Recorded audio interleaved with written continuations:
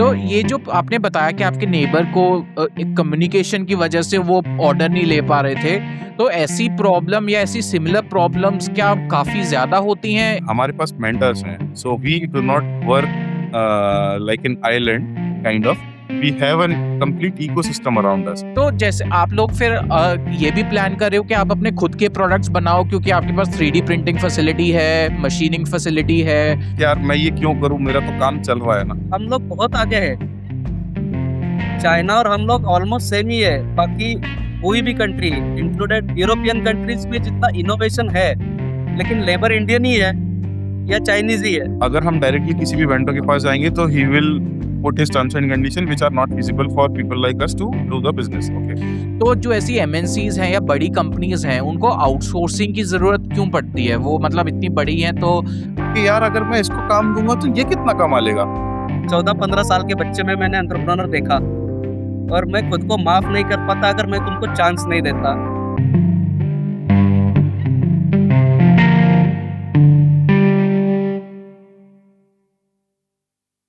Great. तो हाय वेदांत, हाय विजय, welcome to the podcast. हम शुरू करते हैं ऑनिक्स इंडस्ट्रीज से। क्या है onyx industries? So Onyx Industry was started long back in 2019-20 when the COVID hit. So at that time we were doing jobs in different companies and then we met through another startup जिसमें कि हम दोनों साथ में employ हुए। Okay. We both started speaking about what all things we can do other than what we are doing currently, because we always thought that doing just a job is not the purpose what we are here for. So we also had some ideas regarding how better we can do this whole manufacturing thing, because it is considered as कि मतलब ये एक बहुत कमतर type की चीज, मतलब ऐसा थोड़ा लेबर टाइप से देखा जाता है। मैकेनिकल इंजीनियर्स को भी ऐसा देखा जाता है कि जैसे लो लेवल कैटेगरी के आप लोहा का काम करते हो टाइप से, है ना। तो व्हाट वी स्टार्टेड थिंकिंग के there are smart manufacturing techniques, technology बहुत इम्प्रूव हो गई है। So what we can do to offer the manufacturing services as a whole, packaged in maybe some other things included in it with the help of software, with the new technologies, AI is coming in and all these things. So what better we can do on the shop floor so that the customers, the end customers, get the best products out of what they have thought about. So turning their dreams or designs into reality, the actual products what they want in the real world. So this is how we started Onyx, and currently we have started earlier we were only doing outsourcing because we were doing this with our jobs, but later on last year I think around December, तो हम दोनों ने साथ में अपने 24 हाँ, तो हम दोनों ने अपने साथ में jobs quit किए. That was also a very interesting story. So and we started everything on 1st of January 2025. So ठीक है, that is what full time we have started. ठीक है। तो जब आप कह रहे हो कि वो जो इनिशियली आप आउटसोर्स कर रहे थे, तो मतलब आप सॉर्ट ऑफ अपने आप काइंड ऑफ अ ट्रेडिंग और अ मीडिएशन का काम था उस वक्त, इज दैट करेक्ट? या like you were getting contracts from clients and then kind of doing partnering, आप बाकी मैन्युफैक्चरर्स के साथ पार्टनर करके उनको डिलीवर कर रहे थे असेंबल करके प्रोडक्ट? सो हम लोग का जो कोर फील्ड है that is helping customers, new customers, basically new product development companies to manufacture their prototypes. That is what we started initially. Okay. So the main problem that they find is they do not have experience of manufacturing what designs are actually manufacturable. Okay. So there's a term called DFM, design for manufacturing. We were doing in our jobs was mostly DFML. Okay. So from there we started getting to know what are the processes needed for which type of parts. Okay. So for example, I was kind of a sales guy. Okay. Not wholly the operations guy, because I was not technically at that point so that I can do everything. So that is where Vijay sir comes in. So Vijay sir हम लोग को वो technical capability and on ground presence, on shop floor presence हमको दे पाए, so that we started figuring out कैसे क्या क्या बनता है. So coming back to your question कि हम लोगों ने ये जो पूरा काम चालू किया, so we tried to bridge a gap between the designers and the actual manufacturing. Okay, so अच्छा, there's a very big gap. Okay, so ठीक है, that is where Onyx comes in. अच्छा, कि completely आपका डिजाइन उस पे क्या changes करके उसको कैसे हम एक्चुअल प्रोडक्ट को मैन्युफैक्चरिंग प्रोसेसेस यूज करेंगे, क्या मटेरियल हो सकता है, because 100% can't be achieve in the first hmm, prototype, then learning on the way ठीक हम है, उसको कैसे 100% में भी बना सकते हैं. ओके, ठीक है, so this is we are kind of a bridge in between the design and the actual part that is going to be made. तो अभी आपकी खुद की फैक्ट्री भी है जहाँ पे आप खुद ही मैन्युफैक्चर कर रहे हो? हाँ, अभी फैक्ट्री है जहाँ पे हम लोग खुद भी मैन्युफैक्चर कर रहे हैं और कुछ प्रोसेसेस ऐसी है कि जो इन हाउस हमारे पास हो नहीं सकती. ओके, 100% मैन्युफैक्चरिंग प्लांट तो अभी किसी का भी नहीं है. Even if you consider Tata और अच्छा, Hyundai या any kind of big customer, so ठीक है, उनके पास भी आउटसोर्सिंग ही होता है. कुछ पार्ट्स ओके, बाहर से आते हैं, असेंबल करते हैं, कुछ पार्ट्स वो खुद मैन्युफैक्चर करते हैं, लाइक दैट. ठीक है, काफी सारे पार्ट्स इन हाउस मैन्युफैक्चर करते हैं. कुछ प्रोसेस ऐसी है जो इन हाउस सेटअप उसी प्रीमाइसेस में नहीं हो सकता, उसको हम लोग आउटसोर्स कर लेते हैं. ठीक है. तो आपने ये पूरा जो काइंड ऑफ आप जब आपने काम शुरू किया, आई थिंक आपने कहा 2020-21, तो आप जब आप तो फैक्ट्री का सोचा कि ठीक है अभी फैक्ट्री लेते हैं आफ्टर फुल टाइम आने के बाद, या उससे पहले भी आप फैक्ट्री ले आए? फैक्ट्री हमने फुल टाइम जब दोनों ने at a time job quit की और ठीक है, हमने सोचा कि अभी फुल टाइम यही करना है. At hmm, that point 1.5 year before हमने स्टार्ट किया कि फैक्ट्री लानी ही है एट ठीक है, एनी कॉस्ट. जब आउटसोर्स कर रहे थे या जैसे आपने पहले बोला कि काइंड ऑफ ट्रेडिंग और काइंड ऑफ की एक तरह से लेके दूसरे को हम बेच रहे हैं, या उसमें डिपेंडेंसी ज्यादा थी. तो अगर कस्टमर की अर्जेंसी है, कस्टमर की नीड है, तो बिल्कुल, वो जो नीड फुलफिल करने के लिए जो चीजें हमको चाहिए वो हम्म, एटलीस्ट रिवर्क या जो भी उसकी नीड है इमीडिएट बेसिस पे वो इन हाउस चाहिए. बिल्कुल, ये हमने ओवर द पीरियड लर्न किया और ठीक है, हमने ये डिसीजन लेके ही कि फैक्ट्री डालनी है, ये डिसीजन पे ही हमने जॉब क्विट की. ठीक है. और सो आप कौन कौन सी सर्विसेज में हो? What are the offerings? वो हम लोग machining, sheet metal, laser cutting, fabrication, this is our core. Apart from that, we have 3D printers because अच्छा, we came from a background of 3D printing. So we have very good suppliers. We have a few basic 3D printers in-house as well. तो 3D printing भी हम लोग करते हैं. Apart from that, जैसा मैंने आपको बताया, आउटसोर्स करते हैं हम लोग, तो we can do vacuum casting, injection molding as well. अच्छा, ठीक है. तो आपने जैसे 3D प्रिंटर का बताया, सो आई मीन एक तो आप शीट मेटल हो गया कि आप शीट मेटल से आप प्रोडक्ट्स वेल्ड करके या कुछ करके आप मशीनिंग करके आप बना रहे हो. आप मेटल ब्लॉक्स पे भी काम करते हो जहाँ पे आप कार्विंग करते हो या काइंड ऑफ मटेरियल रिमूव करके कोई पर्टिकुलर पार्ट बनाते हो? राइट, यस यस, उस पे भी काम करते हैं. मैक्सिमम काम जो अभी कोर जैसे मैं पर्टिकुलरली उस बैकग्राउंड से आता हूँ जहाँ से आपने अभी बातें की कि वो ब्लॉक्स में जो मशीनिंग किया जाता है, कार्विंग या हम्म, मशीनिंग, मिलिंग, ड्रिलिंग, व्हाटएवर हाँ, द प्रोसेस इज. तो मैं उस बैकग्राउंड से आता हूँ, वेदांत सर 3D प्रिंटिंग बैकग्राउंड से आते हैं, तो हमारा जो कॉम्बिनेशन है राइट, तो दोनों का है. शीट मेटल मशीनिंग में वेल्ड करके, बेंडिंग करके या जो भी हम्म, कस्टमर रिक्वायर्ड है as per their drawing, customized drawings, ठीक है, तो वो हम लोग करते हैं. ओके. और आप क्या क्या मटेरियल्स में डील करते हो? There are n numbers of materials. Generally एक चीज पता है कि एमएस मटेरियल या माइल्ड स्टील मटेरियल या स्टेनलेस स्टील मटेरियल, ये सिर्फ हमको नाम पता है, लेकिन बिल्कुल, स्टेनलेस स्टील में एन नंबर्स ऑफ टाइप्स है, सब टाइप्स बहुत है. ऐसे स्टेनलेस स्टील 304, 316, 316L, 316N, 321, 304, 290, ये बहुत सारे टाइप्स है. लाइक एमएस में अगर हम लोग बात करें तो माइल्ड स्टील हो गया, IS 2062 हो गया, ST 52 हो गया, ST 37.2 हो गया, EN 21, EN series. So n numbers of series है. वो depend on application of the machine.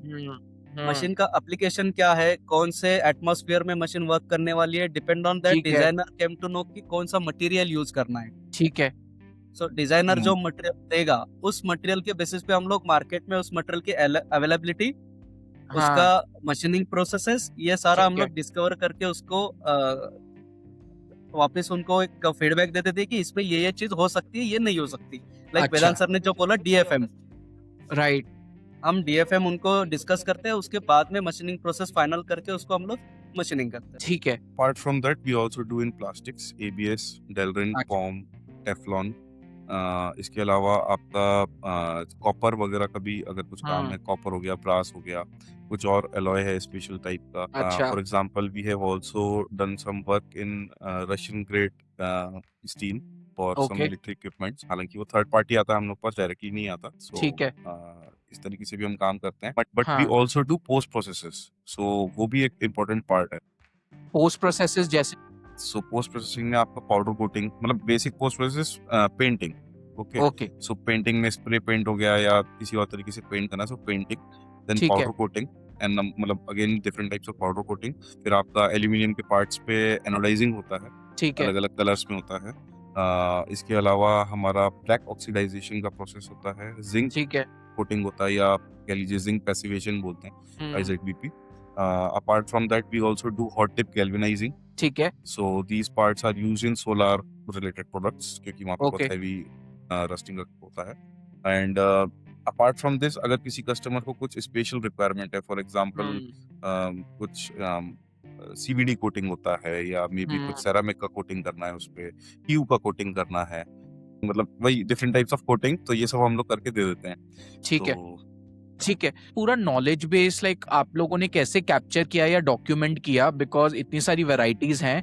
Also इससे मिलता जुलता एक और सवाल है कि आप लोगों के आपको कैसे पता चलता है, या तो क्या क्लाइंट कहता है कि मुझे ये मटेरियल चाहिए जब वो अपना बॉम्ब सबमिट करता है या जो भी है, या फिर आप लोग खुद उसको कंसल्ट करते हो, उसको एडवाइस करते हो कि ठीक है ये एप्लीकेशन के लिए ये मटेरियल बेटर है या ये मटेरियल बेटर है, तो इसका क्या प्रोसेस रहता है? So we work in both ways. So कुछ कस्टमर्स हैं जो कि ऑलरेडी एस्टेब्लिश्ड कंपनीज हैं, लाइक मतलब महिंद्रा एंड महिंद्रा हो गया फॉर एग्जांपल। ठीक है। अपार्ट फ्रॉम दैट मतलब we have multiple companies, okay, MNCs हैं। तो अब MNCs के जो डिजाइनर्स हैं वो already, if they are trained, they are well मतलब educated around the materials and what are the applications, तो ठीक है। उसमें हम लोग पास जो ड्राइंग्स आता है, हम लोग मतलब बिना उसमें अपना कुछ भी इनपुट दिए हुए कुछ काम हम लोग डायरेक्टली, बस ड्राइंग आया, उसमें क्या लिखा है, बेस्ड ऑन दैट हम ठीक रॉ है। मटेरियल ऑर्डर करके, कटिंग करके, मशीनिंग करके, मतलब व्हाटएवर द प्रोसेस हम उसको दे देते हैं। ठीक है। Apart from ठीक है। that, if there is a new product development company या कुछ ऐसा, मतलब हम्म। customer also doesn't know, they have some doubts कि यार ये वाला मटेरियल अवेलेबल है क्या, ये तो सिर्फ चाइना में अवेलेबल है, ये तो इंडिया में अवेलेबल ही नहीं है, तो इसको आप कैसे बिल्कुल। करोगे? तो we see first कि whether we can import the material or not. Firstly, ठीक है। it is viable for the customer to endure that cost.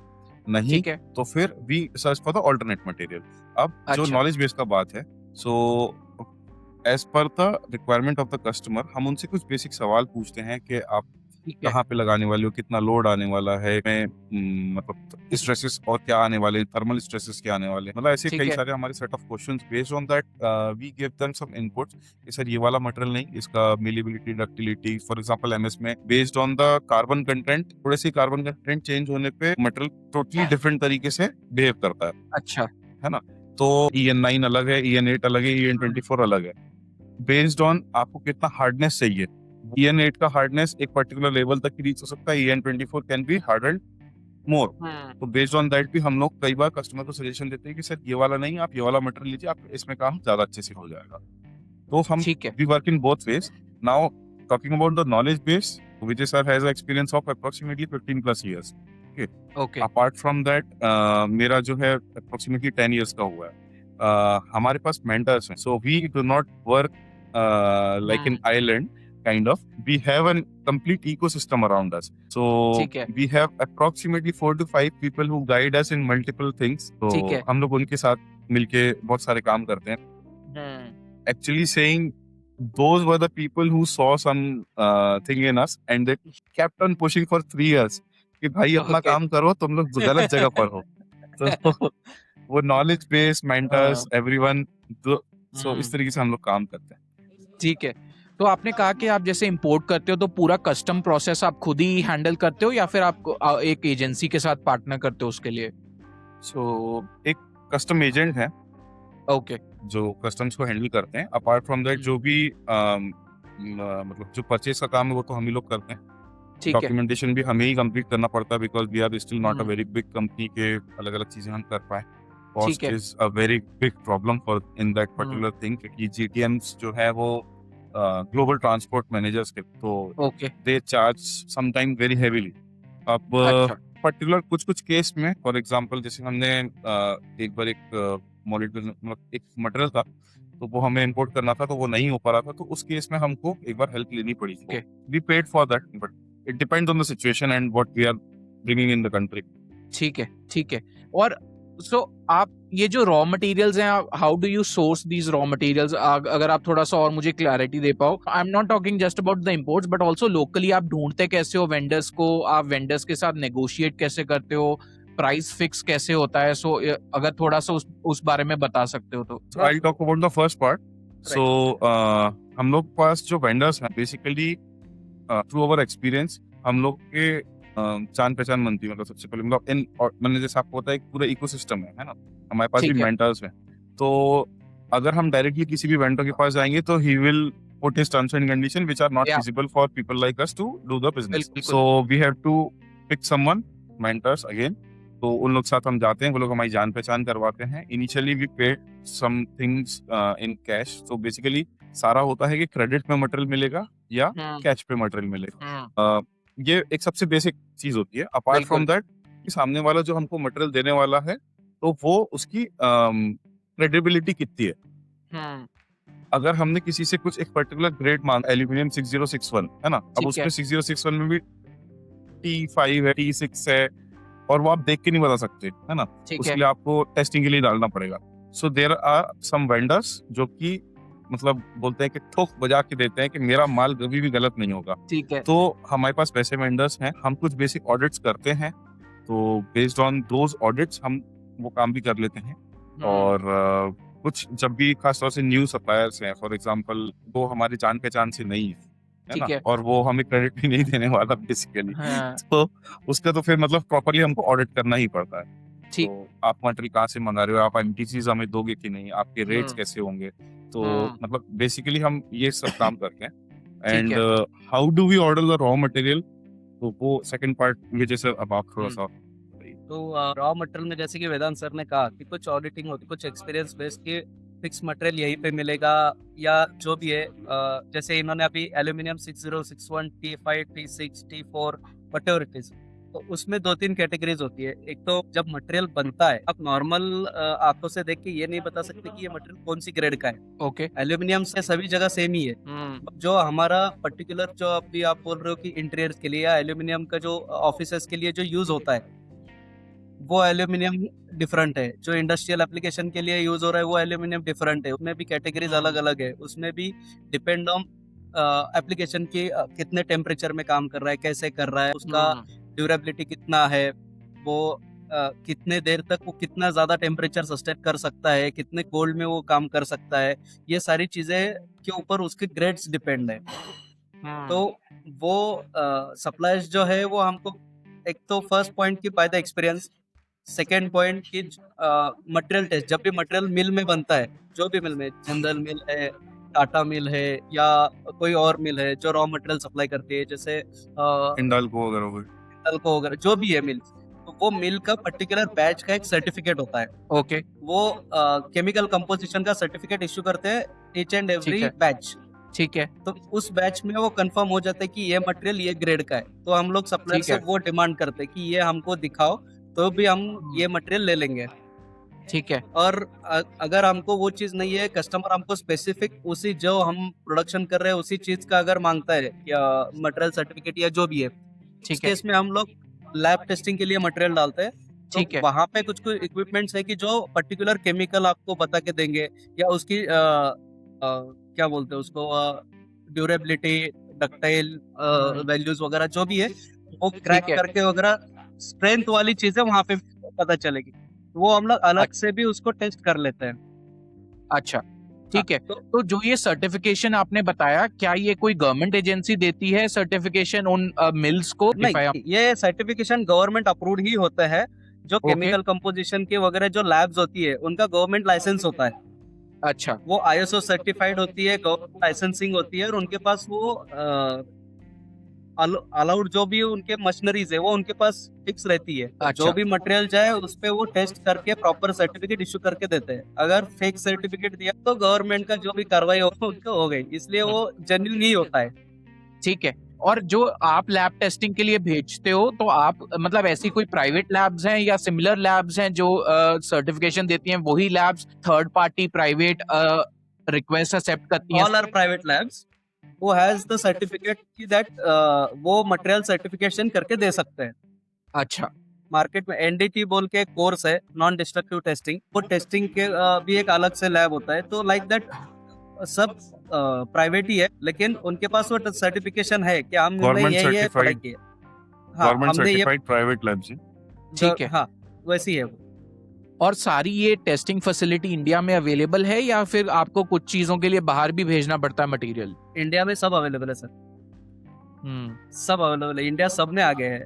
बस ये है कि हम हमारा नॉलेज एक्सप्लोर उस तरह से नहीं कर पा रहे जिस तरह से चाइना ने किया है, नहीं तो चाइना को हम लोग बीट कर सकते हैं। जैसे कि अगर आप थोड़ा इलैबोरेट करना चाहो इस पॉइंट को।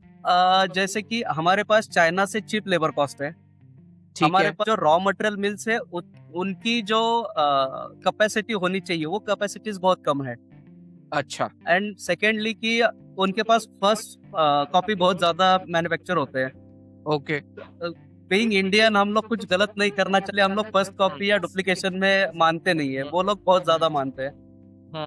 तो उनकी जो प्रोडक्शन लाइन है, फॉर एग्जांपल मेरे पास एक रेक्सरॉथ का वॉल है, ठीक है। मैं वो रेक्सरॉथ से ही लूंगा, लेकिन वही इंक्वायरी मैं चाइना में दूंगा तो मुझे रेक्सरॉथ का वॉल मिलेगा, लेकिन ओरिजिनल रेक्सरॉथ का जो प्राइस है उससे 1/3 प्राइस में मिलेगा, क्योंकि वो फर्स्ट कॉपी है। बट आपको खुली आंखों से वो पता नहीं चलेगा कि वो फर्स्ट कॉपी है। ठीक है। अभी यही हाँ। चीज जब हम इंडिया में बनाने की कोशिश करते हैं तो हमको प्रॉब्लम्स मेनली कहाँ पर आता है? स्केल का। ओके, चाइना उसी चीज को स्केल में खेल रहा है। फॉर एग्जांपल मैं एक छोटा सा एग्जांपल देता हूँ। व्हेन आई ठीक है। स्टार्टेड माय जॉब, मेरे को पता चला कि there is a company, there is a European company, I will not take the names. So there is a European company who manufactured world class 3D printers. Their 3D printers were absolutely मतलब marvelous, and ठीक what है। products they were making, the whole technology and everything was too good. ठीक है। The Chinese there was one Chinese company, they bought 40 machines of there. Okay, Okay, they opened, they do all reverse engineering, everything. हाँ, They even bought the raw material in मतलब tons of kgs, tons में उन्होंने ठीक है। raw material खरीदा. So ठीक है। that Chinese company started manufacturing the whole 3D printers, reverse engineering करा, हाँ। 3D printer उन्होंने बनाया। ठीक है। 7 करोड़ का 3D printer वो कंपनी, यूरोपियन कंपनी बेच रही है विद सेटअप एंड एवरीथिंग। जो प्रॉब्लम्स हैं वो इस टाइप की प्रॉब्लम्स यूरोपियन कंपनीज ने बनाए हैं कि बिना ये किए हुए, बिना मेरे बिल्कुल। मटेरियल के, बिना ये QR कोड को स्कैन हाँ। करे हुए तुम मशीन चला ही नहीं सकते। मिनिमम इतना लेवल उसमें रॉ मटेरियल होना ही चाहिए तभी मशीन ऑन होगा। वो ठीक सब है। चीजें चाइनीज लोग, और उसका जो स्पीड है, ये सब चाइनीज लोगों ने हटाया। ओपन मतलब उन्होंने मशीन को ओपन कर दिया कि एक ड्रॉप भी अगर उसमें रॉ मटेरियल है तो भी मशीन चालू होगा, रॉ ठीक है। मटेरियल नहीं मशीन तो चालू हो जाएगा, है ना। एक एग्जांपल दे रहा हूँ। Apart from that speed was approximately 4 times. ठीक है। कॉस्ट 30 लाख रुपए, ओके, समझ रहे हो आप। और दूसरा कंपनी उन्होंने ओपन किया और उन्होंने उससे रॉ मटेरियल बनाना चालू कर दिया। So that European company was manufacturing that raw material for their own machines. वो हाँ। raw material आप दूसरे मशीन में यूज भी नहीं कर सकते। है। इन्होंने ऐसा रॉ मटेरियल बनाया कि वो यूरोपियन कंपनी जैसे और 5 यूरोपियन कंपनीज उनके जो भी मटेरियल से सब स्टैंडर्डाइज करके उन्होंने अपना रॉ मटेरियल निकाल दिया कि तुम हमारे में तो चला ही लोगे, बिल्कुल, किसी भी चाइनीज 3D प्रिंटर में तुम ये मटेरियल चला सकते हो। ठीक है। अपार्ट फ्रॉम दैट हमारा मटेरियल तुम उन यूरोपियन कंपनीज के उसमें भी यूज कर सकते हो। मतलब उन्होंने पूरा इंजीनियरिंग ही उसका पूरा पलट दिया एंड राइट। इतना स्केल पे बना दिया उसको कि मतलब कुछ बचा ही नहीं कॉस्ट में। एडिशन टू दैट मेरा एक कस्टमर है जो कि इंडिया में 3D प्रिंटर्स बना रहा है, ठीक है। बहुत अच्छे से मार्केट कर रहा है यूरोपियन कंट्रीज को। ठीक है। जो मशीन चाइना बनाती है उस मशीन का जो एल्यूमिनियम का मशीन का बेड होता है, पर्टिकुलर 1 पार्ट उस मशीन का, जर्मनी ने उस बंदे को अप्रिशिएट किया हुआ है कि आपका बेड चाइना से कम कीमत में अच्छे क्वालिटी में मेरे को मिल रहा है और अच्छे क्या बोलते हैं टॉलरेंसेस में, जो कि इंजीनियरिंग है। में टॉलरेंस होते हैं, बिल्कुल। तो वो टॉलरेंसेस में हम लोग उनको दे पा रहे हैं। चाइनीज ठीक है। कंपनी को हमने बीट किया हुआ है ऑलरेडी। मेरा कस्टमर है वो, मैं आपको हाँ। उसका मतलब दिखा सकता हूँ कि कहाँ पे क्या हाँ। मशीन है। मार्केट में वो मशीन चल रही है, आज वो 1 हफ्ते में 3 मशीन बेच रहा है। ठीक है। वो जो स्केल अप है ना, हमारे पास सब कुछ है सर, हम उसको स्केल अप नहीं कर पा रहे। वही क्यों नहीं कर पा रहे? जैसे जो वेदांत ने एग्जांपल दिया कि उन्होंने बहुत सारा इतना ज्यादा रॉ मटेरियल खरीदा, 40 जितने भी 3D प्रिंटर्स लिए, तो इतना पैसा तो हमारी कंपनीज या हमारे इंडस्ट्रियलिस्ट के पास भी है, तो वो मतलब पैसे की कमी तो है नहीं इंडिया में कि हम भाई इतना ज्यादा खरीद नहीं सकते एक साथ बल्क में, तो कमी क्या है फिर? Taxation and government support. थोड़ा सा गवर्नमेंट सपोर्ट कह गवर्नमेंट लीजिए, थोड़ा सपोर्ट। सा हिंड्रेंस, अपना इंटरनल हिंड्रेंस कि यार मैं ये क्यों करूं, मेरा तो काम चल रहा है ना, है ना। अब जैसे कल ही हम लोग एक बंदे से मिले, सो ही वाज लाइक यार मेरे पास इतना अच्छा इंजीनियरिंग का टीम है, मेरे पास एरोस्पेस लेवल के लोग हैं जिन्होंने है। इतना बढ़िया तरीके से काम किया है, आप लोग पास बहुत अच्छा इकोसिस्टम है ना। सो इस इकोसिस्टम को कैसे यूटिलाइज किया जाए, इसको हम किस तरीके से यूज कर सकते हैं so that we can manufacture our own products. मैंने ठीक कहा है। बिल्कुल कोई प्रॉब्लम नहीं है, आप हमारे ऑफिस आइए, अपन मिलते हैं, बात करते हैं, how to collaborate and everything, we can go ahead. ठीक है। ड्यूरिंग द कॉन्वर्जेशन मेरे को एक चीज लगी कि he started thinking in a way कि यार अगर मैं इसको काम दूंगा तो ये कितना कमा लेगा। अरे भाई समझ रहे हो आप बात को? तो ठीक है ना, मैं भी बिजनेस कर रहा हूँ, आप भी बिजनेस कर रहे हो, आप वो प्रोडक्ट क्यों डेवलप करना चाहते हो? कमाने के लिए, राइट। मैं ये आपको क्यों डेवलप करके दूंगा? कमाने के लिए। तो साथ में मिलके को डेवलप करो और आराम से मिलके कमाओ।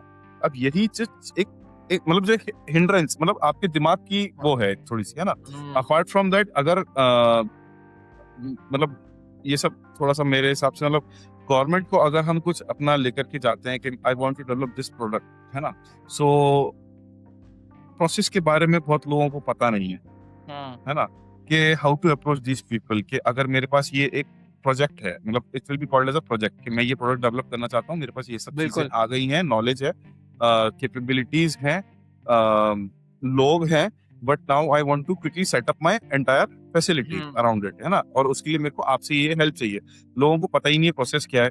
लोगों अगर कभी वहां पे पहुंचते भी हैं, तो जो हमारा जो इकोसिस्टम है गवर्नमेंट के अराउंड, मतलब जो लोग हैं, तो वो लोग किस तरीके से आपको डरा के भगा देंगे मे बी, या इनिशियल में ही आपसे ऐसी चीजें मांगी जाएंगी कि जो आप, मतलब अगेन आप यू विल स्टार्ट थिंकिंग यार रहन देते हैं, इससे तो अच्छा मैं अपना कुछ और 10 साल मेहनत करता हूँ, काम करता हूँ, पैसा बनाता हूँ और मैं अपना ही पैसा लगा दूंगा। तो एक ये भी एक मेरे को ऐसा फील हुआ अराउंड आवर ठीक है। इकोसिस्टम कि we don't know the actual process, we don't have the right maybe you can say the bridges in between जो कि बिल्कुल। इस गैप को फिल कर दे, है ना। तो और अगर है भी तो लोगों के मन में बहुत ज्यादा एक वो है कि यार सरकार इन्वॉल्व होगी तो कहीं मेरे शेयर्स तो नहीं कम हो जाएंगे, मेरे को लोन, मतलब अगेन, मतलब बिल्कुल। it can be a burden for some people, it can be very overwhelming for some people। हाँ, सरकार आज आपको फैसिलिटीज दे रही है, मतलब बाकी फैसिलिटी ने सिर्फ लोन फैसिलिटी दे रही है। वेराज हाँ, ये भी एक चाइना पॉइंट आप, है। हाँ, वेराज चाइना आपको लैंड प्रोवाइड कर रही है, इलेक्ट्रिसिटी फ्री दे रही है, जो उसके अराउंड वाटर वगैरह जो चाहिए वो फ्री दे रही है, प्लस अच्छा। आप जिस भी एरिया में अपना फैसिलिटी ओपन करने की कोशिश करो तो वो बोल रही कि मैनेजमेंट आपका, लेकिन लेबर हमारे कंपल्शन है। सो ये चाइना एडिशन कर रही है। आपके पास देखो, जब हम लोग प्रपोजल लेके किसी के पास जाते हैं, क्योंकि एन नंबर्स ऑफ एक्सपीरियंस हो चुके हैं कि लोग आते हैं एक प्रपोजल से है, कुछ गवर्नमेंट का पैसा उठाते हैं, कंपनी बंद करके वो गवर्नमेंट को डुबा के निकल जाते हैं। तो हर बिल्कुल। वो नया बंदा जो प्रपोजल लेके जाता है उसको उसी नजर से देखा जाता है। बिल्कुल। तो वो हमारे यहाँ पे लैगिंग है। ठीक है। ठीक है। ठीक है। तो जो आप पोस्ट प्रोसेसिंग का आप बता रहे थे कि आप पाउडर और वो कोटिंग करते हो, तो आप हीट ट्रीटमेंट भी करते हो in certain cases? Yes. Right right. Heat अच्छा। ट्रीटमेंट, अलग अलग टाइप की हीट ट्रीटमेंट है, मुझे सर आपको थोड़ा बताएंगे। हीट ट्रीटमेंट में भी आपको टाइप्स है कि पूरा हीट करना है या सिर्फ उसका ऊपर का जो आउटर सरफेस है, उस सरफेस को एक पर्टिकुलर डेप्थ पे ही हीट करना है। ठीक है। हीट ट्रीटमेंट में भी different types like case hardening, induction case hardening, hardening, induction hardening, flame hardening, through hardening, nitriding, vacuum nitriding, gas nitriding, काफी लिक्विड नाइट्रेडिंग, काफी सारी चीजें उसमें है।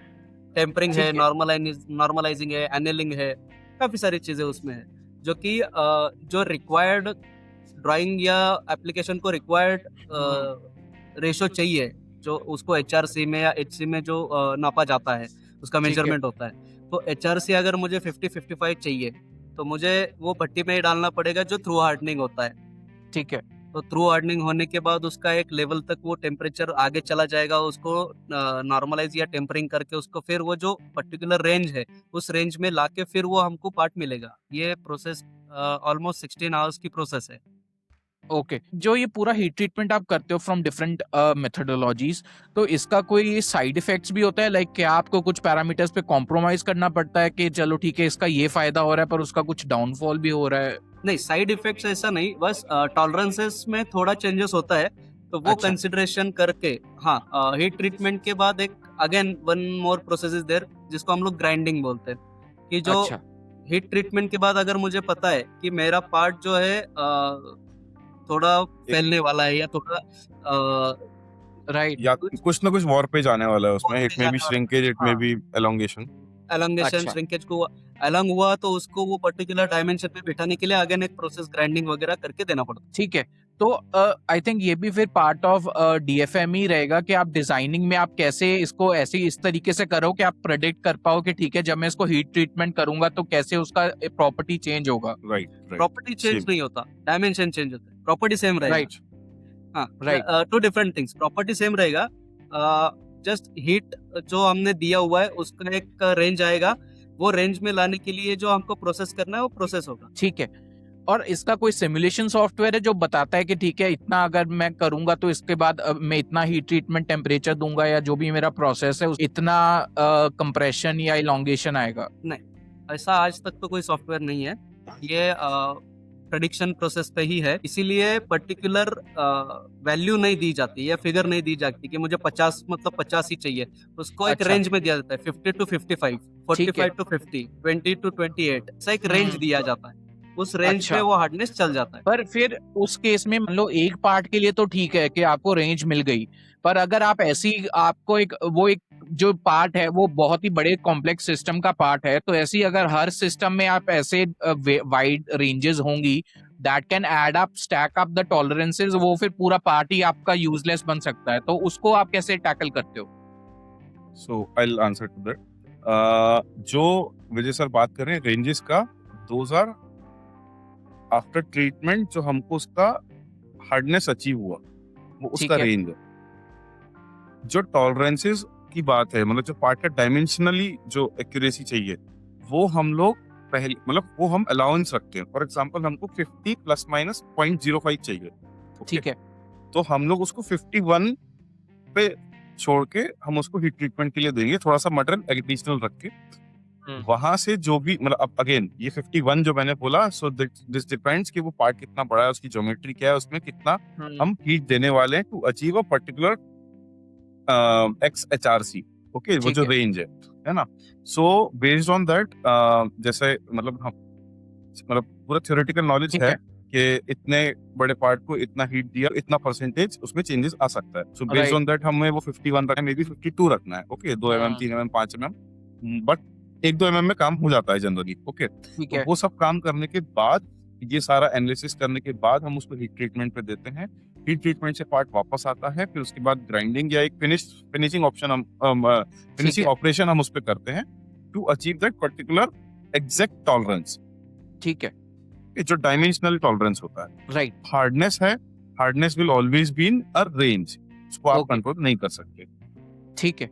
ठीक है, तो मान लो आपका प्रोडक्ट रेडी हो जाता है, या सो इस सवाल के दो काइंड ऑफ साइड्स हैं। एक तो है कि आपका क्लाइंट के साथ एंगेजमेंट, और सेकंड इज आपके वेंडर के साथ एंगेजमेंट। मान लो आपने वेंडर से कोई पार्ट लिया, वो बाद में आपको निकलता है कि फॉल्टी निकल गया, तो उस केस में क्या प्रोसेस होता है? और सिमिलरली अगर आपके क्लाइंट के साथ कुछ है और वो पार्ट फॉल्टी निकल गया, तो उस केस में क्या एंगेजमेंट रहता है? और क्योंकि ये फिर आपके पेमेंट साइकिल पे भी डिपेंड करेगा कि क्या वो क्रेडिट पे था या प्रीपेड था, तो अगर इस पे आप थोड़ा बता पाओ। सो जैसे हम लोग का कोई पार्ट बना एंड वेंडर की साइड से उसमें कुछ प्रॉब्लम आया, ठीक है। So first of all vendor का रिस्पॉन्सिबिलिटी कि वो उसको ठीक करके दे, okay? ठीक है। ये एक केस हो गया। सो अगर मैंने प्रोजेक्ट, कई बार ऐसा होता है कि हम पूरा का पूरा प्रोजेक्ट एक मतलब किसी को आउटसोर्स कर दिया, ठीक जो है। हम तो उसमें उस बंदे की मतलब उस वेंडर की कंप्लीट रिस्पॉन्सिबिलिटी होती थी ठीक है, कि वो हमको कुछ भी कर, मेरे पास सही पार्ट आना चाहिए, आई एम द कस्टमर। बिल्कुल, ओके, बिल्कुल, अब सिमिलरली इसी को आप ऐसे समझो कि अब मैं मेरे कस्टमर को दे रहा हूँ, ओके, बिल्कुल, उसके लिए भी सेम चीज है कि मैं उसका सप्लायर हूँ या वेंडर हूँ, बिल्कुल, तो मेरे को सही पार्ट आना चाहिए। प्रॉब्लम आया, कहाँ आया, क्यों आया, उसको हम लोग तुरंत मतलब एक रूट कॉज एनालिसिस करना होता है हमको। ठीक है, 99% केसेस में सारी चीजें हम लोग के यहाँ पे जब पार्ट आता है हम लोग वहीं पे चेक करके, हमारे इंस्पेक्शन प्रोसेसेस हैं ऑलरेडी इन प्लेस। सो ठीक है, एक बार ठीक है, ऐसा होता है कि विद रॉ मटेरियल हमने काम दिया हुआ है, तो that person has to completely own it.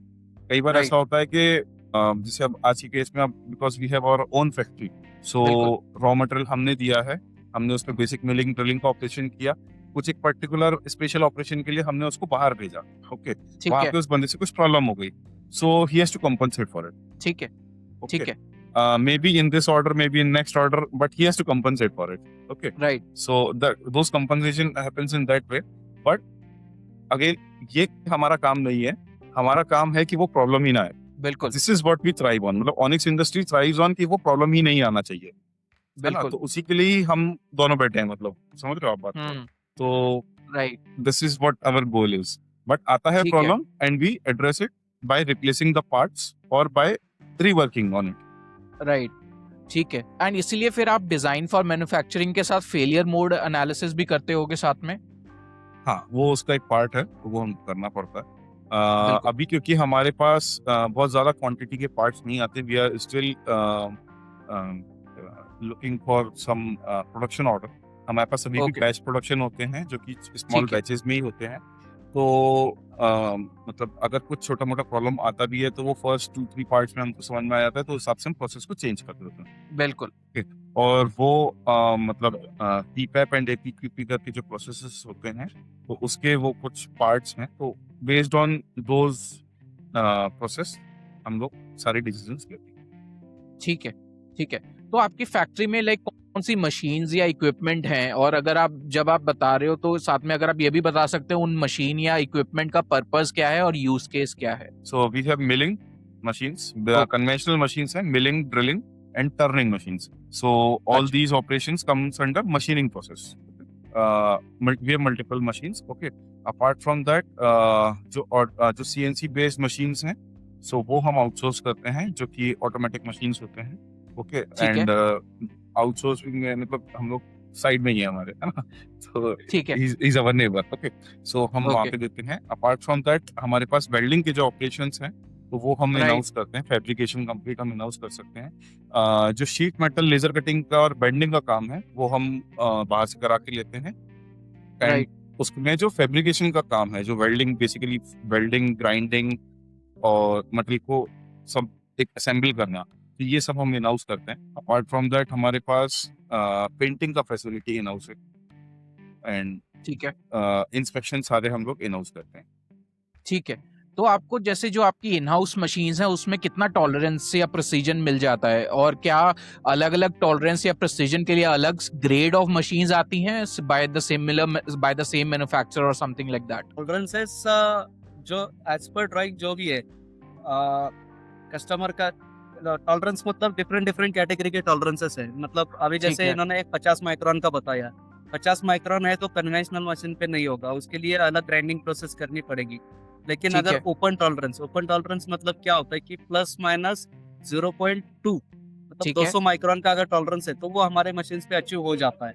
Okay, generally जो क्रिटिकल पार्ट्स है जिसमें स्लाइडिंग ऑपरेशन है या कंटिन्यूअसली उसमें टैपिंग ऑपरेशन है, ऐसे कुछ मशीन के अंदर कुछ है, तो वो ग्राइंडेड ऑपरेशन होते हैं, हार्डनिंग ऑपरेशन होते हैं, तो वो ठीक हम है, लोग आउटसोर्स करते हैं। कि जो ओपन टॉलरेंस जैसे नॉर्मल असेंबली में लगने वाले ओपन टू एयर है, तो वो सारे हमारे मशीन पे अचीव हो जाते हैं। और कितना आपको मेंटेनेंस में टाइम लगता है फॉर दीज मशीन्स? आपका डाउन टाइम, या फिर आपके पास कोई स्पेयर मशीन्स रहती हैं कि डाउन टाइम में वो यूज होती है, तो आपका क्या प्रोसेस रहता है कि डाउन टाइम मिनिमाइज रहे और आपका काम चलता रहे?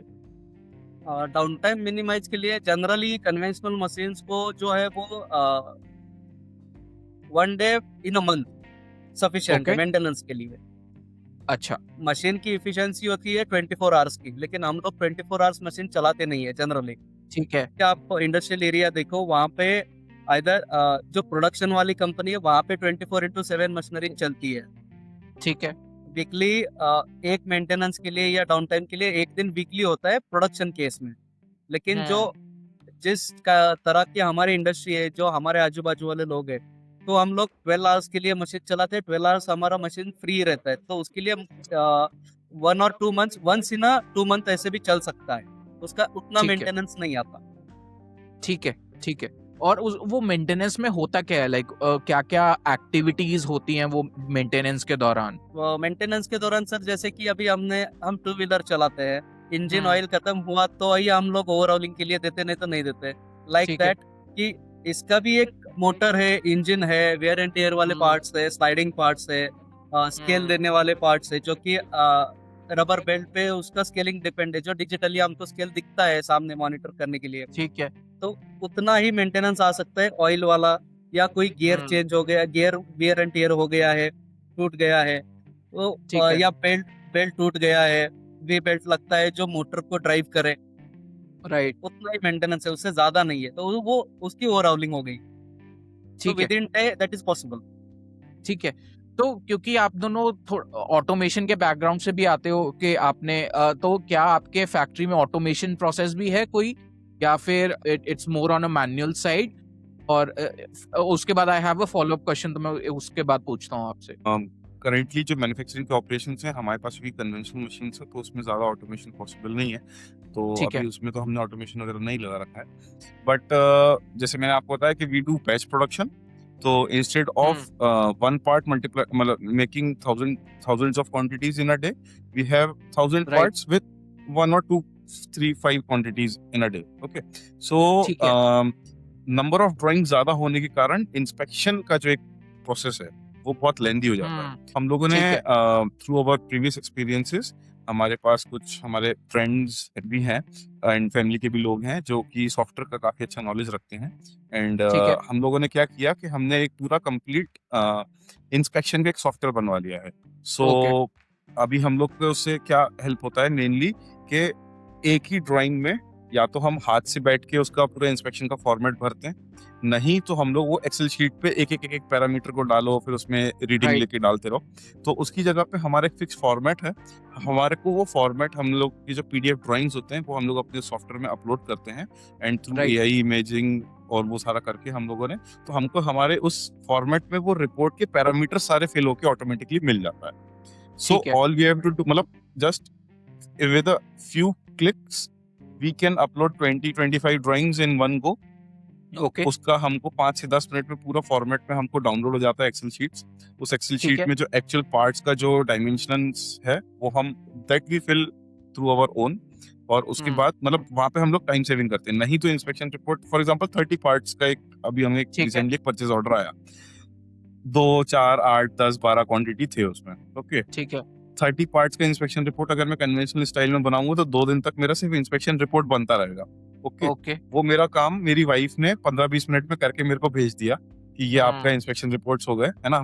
तो अभी हम लोग एक और वर्टिकल जो हमने बेसिकली हम लोग एक सॉफ्टवेयर सर्विसेज करके हम चालू करने वाले हैं, तो उसमें हम IoT को भी यूज करेंगे। तो we are going to use one camera और मल्टीपल ओके। कैमरास का एक सेटअप बनाएंगे हम, जिसमें कि ठीक हमने है। पीडीएफ को अपलोड किया पार्ट का, उसमें व्यू ठीक है। सेलेक्ट करेंगे, पार्ट को रखेंगे उसी व्यू पे, camera will take all the dimensions, these will be precision cameras, मतलब ठीक very है। high quality cameras, और वो हमको जो एक्चुअल वैल्यू आया, फॉर एग्जांपल 100 का डायमेंशन था प्लस माइनस 0.5, तो ठीक है। 100 प्लस 0.1 या 99.9 आया, है ना।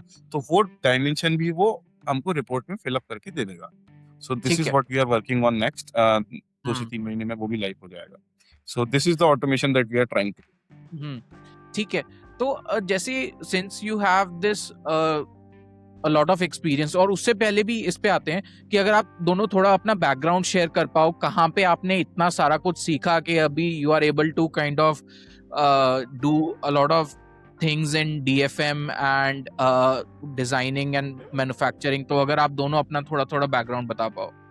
मैं थोड़ा सा मतलब मेरा एक स्टोरी है, मैं आपको थोड़ा सा बताता हूँ। So I was very creative in my all childhood. मेरे पापा बोलते थे कि अगर मैंने तेरे को कुछ काम दिया तो भले ही 2 घंटा ज्यादा लगाएगा लेकिन ऐसा करके देगा कि वो कभी खराब नहीं होगा। सो ठीक है। वो चीज हमेशा बैक ऑफ द माइंड रहती है।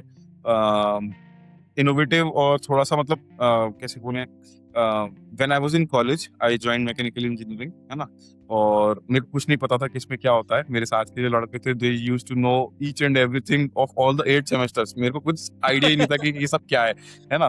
तो मेरे को धीरे धीरे ये समझ में आया कि मैं क्या कर सकता हूँ। तो मैंने सोचा कि मैं डिजाइन में जाऊंगा। डिजाइन के लिए आई ठीक है। Started learning different types of जो कैटिया हो गया, यूनिग्राफिक्स हो गया, जो अपनी डिजाइन के सॉफ्टवेयर। बिल्कुल। ओके। ऐसे करते करते ड्राइंग का बहुत अच्छा नॉलेज हो गया। आप यकीन नहीं मानोगे, इंजीनियरिंग ड्राइंग में मैं जो ड्राइंग बनाता था, तो हमारे जो सर थे, बहुत सीनियर सर थे, तो he used to come and appreciate in a way कि भाई तू ड्राइंग बनाता है या प्रिंट करा के लेकर आता है ना।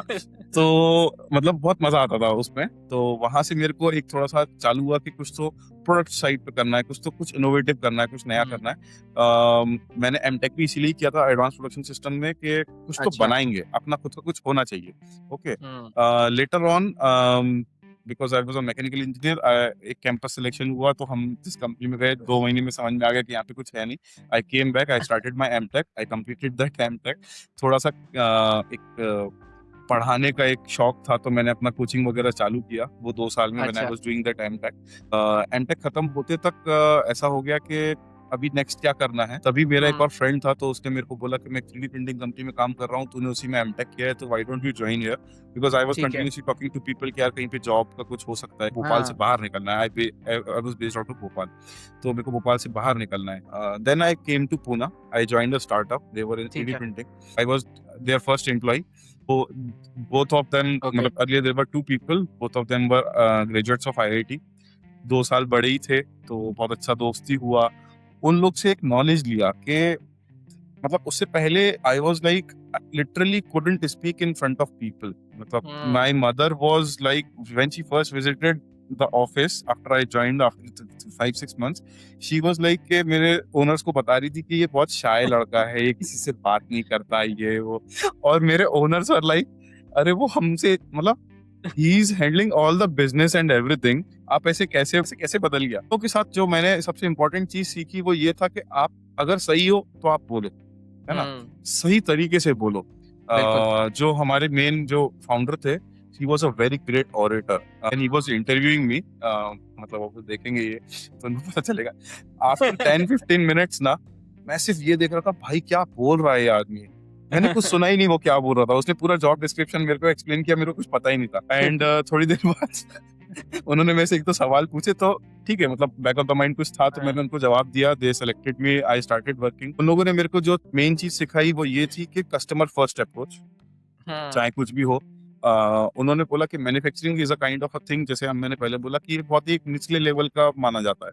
उन्होंने बोला कि यार वेदांत हम कुछ ऐसा कर सकते हैं कि सामने वाले ने अमेज़न पे ऑर्डर किया हो जैसे सामान, और उसको बिल्कुल। 3-4 दिन में, 7 दिन में, 5 दिन में उसका बनाया हुआ प्रोडक्ट उसको ऐसे मिले कि जब वो उस बॉक्स को ओपन करे तो उसके चेहरे पे स्माइल होना चाहिए। तो बिल्कुल। वो चीज आज भी मेरे साथ है।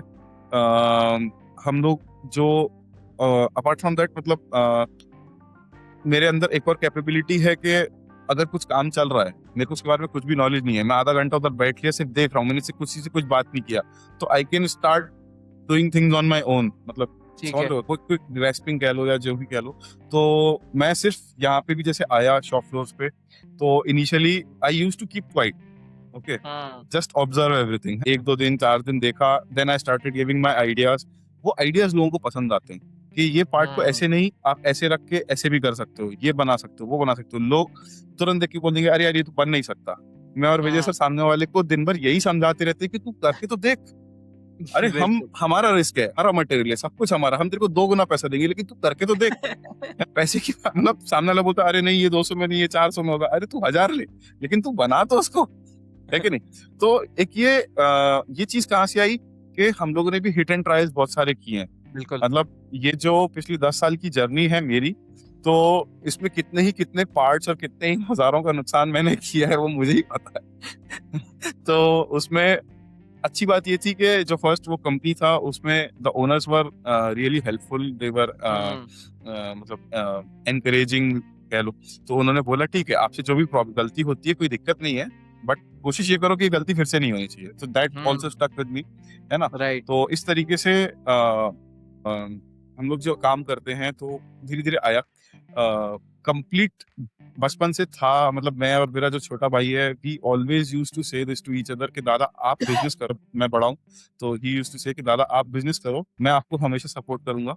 एंड पता नहीं मतलब भगवान कैसे करता है, ही इज सपोर्टिंग मी। उसकी वजह से ही मतलब बहुत चीजें हुई हैं। सेम अभी विजय सर भी अपनी कहानी बताएंगे, उनके साथ भी यही सेम सीन है, तो उनके घर वाले भी उनको बहुत सपोर्ट करते हैं, वो भी बताएंगे अभी आपको। तो मतलब this is the whole right. Thing के एक बचपन से था कि अपना कुछ बनाना है, अपने कुछ लोग होने चाहिए, अपनी कंपनी होनी चाहिए।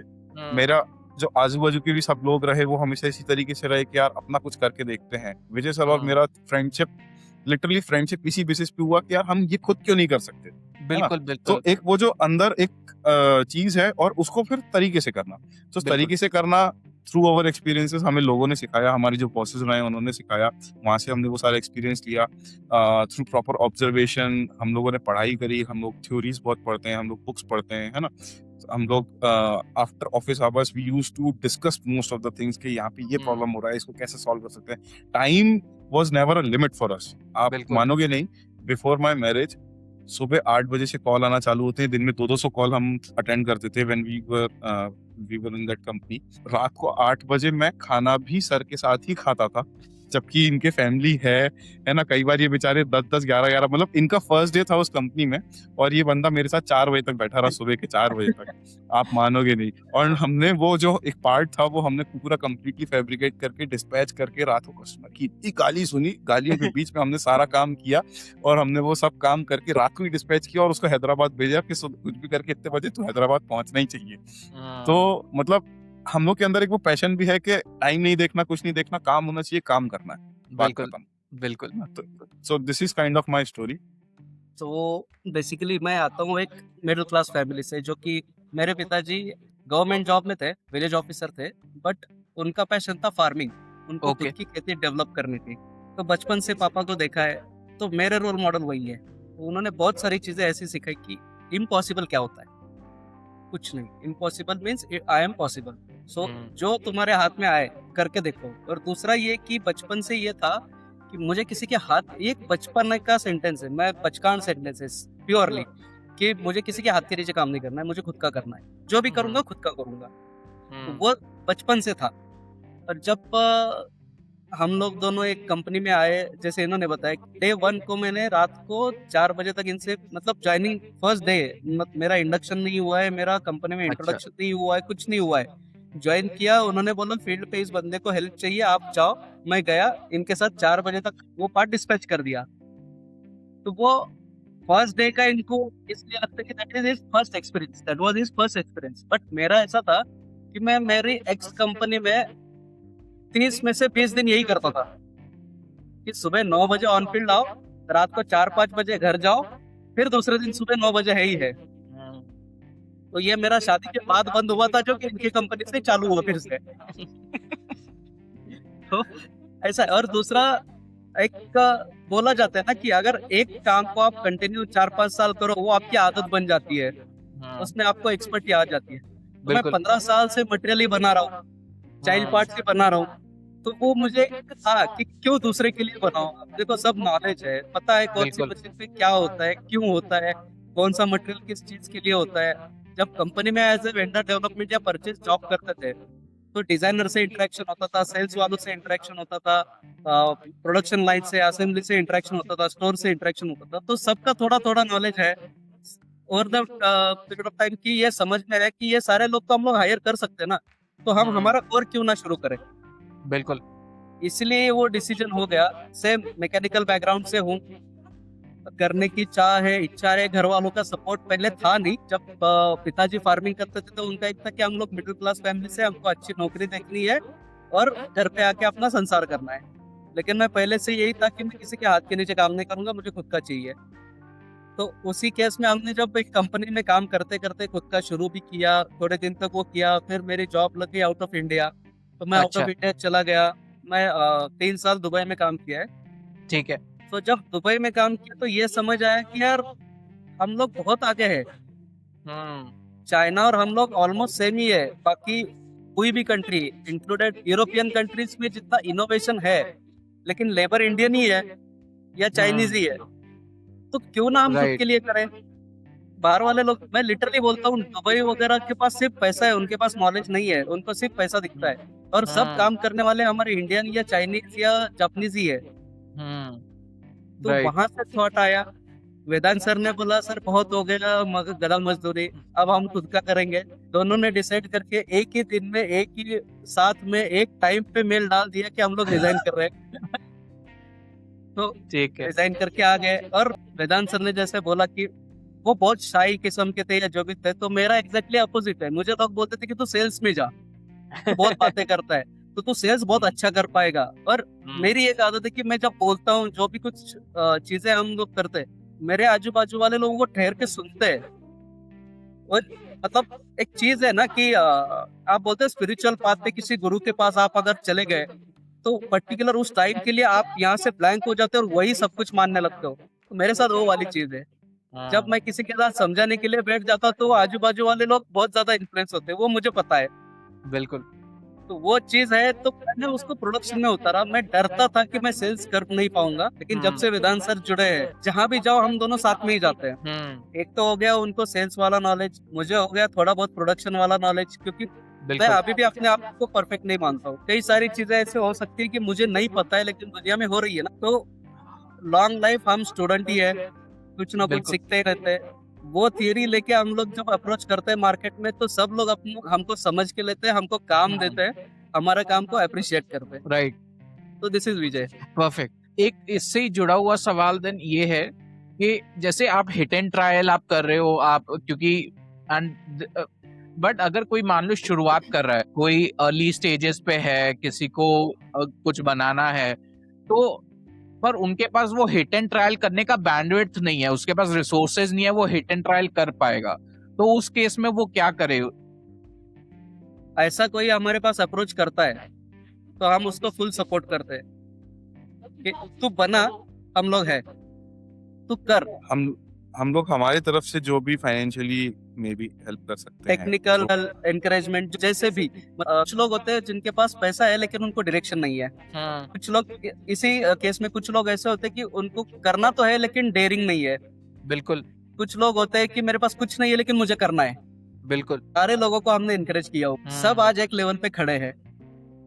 राइट किसी का पैसे का प्रॉब्लम है, आता है मेरे पास से, अगर बनता है मैं पैसा दे सकता हूँ तो मैं दे देता हूँ, मैं पैसा पर नहीं दे सकता। एज अ बिजनेस फिर आपको बिजनेस स्टैंड पॉइंट से नुकसान नहीं होता इन सब चीजों का?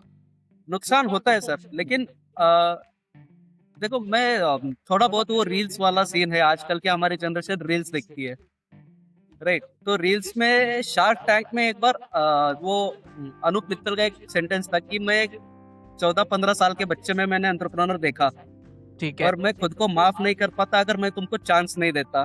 तो वो वाला कीड़ा हम दोनों में है कि ये तो अगर है। हमने आपको चांस नहीं दिया, हमने बहुत लेट शुरू किया, इसका मतलब ये नहीं सबने लेट शुरू करना चाहिए। तो मेरा पॉइंट वो है कि तुमको अगर चांस मिल रहा है, जब देना है दे दो, आज नहीं कल, गुरु दक्षिणा देनी ही है।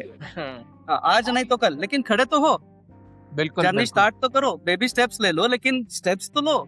बिल्कुल जब तक स्टेप्स नहीं लेंगे तब तक चीजें पता नहीं चलेंगी। तो इस चीज को जितना हमारे से हो सकता है उतना हम लोग इनकरेज करते हैं। अभी रिसेंट एक्सपीरियंस ये कि हमारे नेबर ही है एक, उनको एक इंक्वायरी आई, मटेरियल था पोरॉन। पोरॉन मीन्स हमारा टायर वाला मटेरियल, ओके मतलब अंदर की जो ट्यूब होती है ना, टायर के अंदर जो पतली सी ट्यूब होती है, वो ट्यूब का मटेरियल, और Okay. उसमें कस्टमाइज ड्राइंग था, उसका मैन्युफैक्चरिंग करना था। ठीक है तो हमारे नेबर उसको डर रहे थे कि मैं कैसा करूं।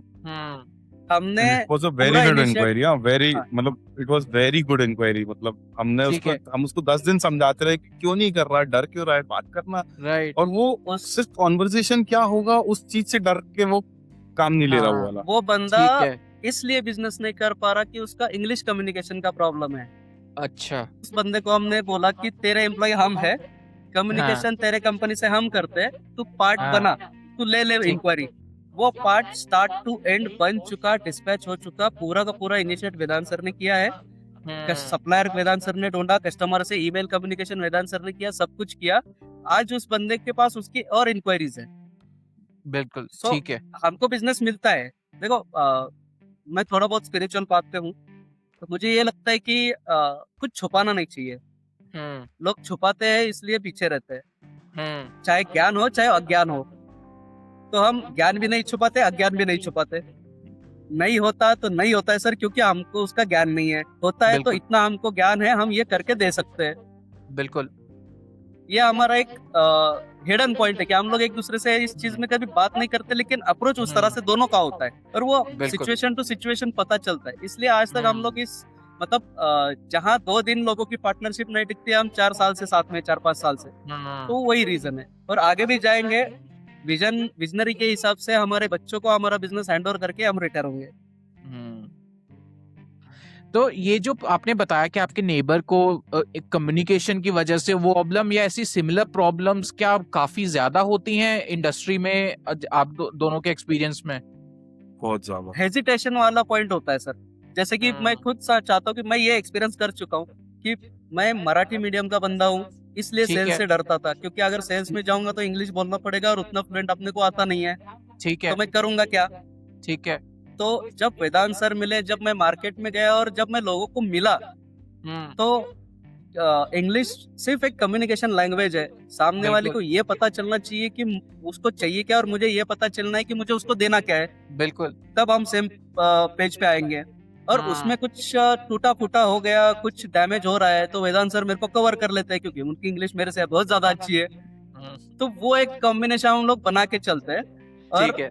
जहाँ जहाँ सिमिलर प्रॉब्लम्स होती है और जो हमारे नजर में आती है, तो हम लोग वो प्रॉब्लम को एड्रेस करते हैं। ठीक है।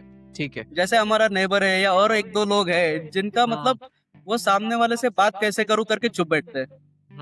मेरा ही एक फ्रेंड ही है जिसको मैंने ही जीएसटी नंबर निकालने के लिए बोला था, उसको बिजनेस के लिए बोला था। कल रात को वेदांत सर मुझे बोल रहे थे इतना मत बात करो, उसको क्या कम आता है कि वो तो आपकी एज का है। लेकिन मैंने उसको कल यही समझाया कि उसको कस्टमर को प्रेशराइज करने के लिए नहीं आ रहा है कि वो मेरे पैसे तो मुझे वापस दो। बिल्कुल। माल आपके पास आ चुका, मैंने बना के दे दिया, लेकिन आप पैसे नहीं बिल्कुल। दे रहे हो, तो मैं आगे का काम बिल- कैसे करूं। बिल्कुल। बिल्कुल।